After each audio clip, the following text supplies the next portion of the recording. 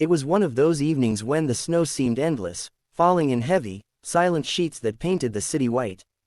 Claire pulled her scarf tighter around her neck as she trudged down the empty street, her boots sinking into the snow. The world felt colder than ever, not just in weather but in her heart. For months, she had carried the weight of disappointment, friends who turned their backs when she needed them, coworkers who betrayed her trust, and even family who seemed too busy to care. Little by little, her faith in people had slipped away, leaving only bitterness and loneliness behind. Her hands were trembling, not just from the freezing wind but from the ache of knowing she had no one waiting for her. She had spent the last year believing she was strong enough to face life on her own, but tonight the silence of the streets pressed against her, reminding her how empty she felt. She whispered under her breath, "I don't think people are good anymore. Everyone just takes, and nobody gives." She stopped at a small park bench, dusted with snow, and sat down even though the cold burned through her coat. Tears blurred her vision, but she let them fall. The Christmas lights from a nearby shop flickered faintly, a cruel reminder that this was supposed to be a season of warmth and connection. For her, it felt like nothing more than another lonely night. Just as she lowered her head, trying to hide her face from the world, she heard footsteps crunching through the snow. A man in a heavy coat slowed as he approached, clearly noticing her. Claire stiffened. Over time, she had learned to expect the worst from strangers.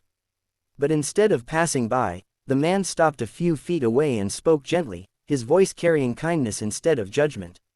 "Are you all right? You look like you've been out here a while." Claire almost snapped back, wanting to tell him it wasn't his business. But something in his tone, calm, patient, without pressure, broke through her guard. She shook her head, not trusting her voice. He hesitated before reaching into the bag he carried. From it, he pulled a paper cup, still steaming. "I was just at the cafe down the street. I grabbed an extra hot chocolate, don't ask me why. Maybe it was for you." She blinked at the cup as he held it out. She didn't move at first, her pride and mistrust fighting against her quiet longing for comfort. Finally, she reached out and took it. The warmth of the cup seeped into her hands, and for the first time that evening, she felt something other than the crushing cold. "Thank you," she whispered, her voice fragile. The man smiled faintly. "No need. Sometimes we all just need someone to remember we exist." They sat in silence for a few moments, snowflakes collecting on their coats. Claire sipped the hot chocolate slowly, the sweetness stirring something deep inside her. She wanted to ask his name, to know why he cared enough to stop. But before she could, he stood. "I should go," he said softly, almost apologetically. "But, don't give up on people. Not everyone will fail you. Sometimes, kindness shows up when you least expect it." And then he walked away, leaving Claire sitting there with tears streaming down her face, not from sadness this time, but from something she thought she had lost forever. Hope. She looked down at the half-empty cup in her hands, steam still rising, and realized that one small act had pierced through months of disappointment.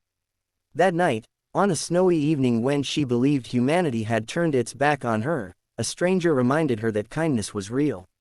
And sometimes, even a single moment can be enough to make someone believe in people again.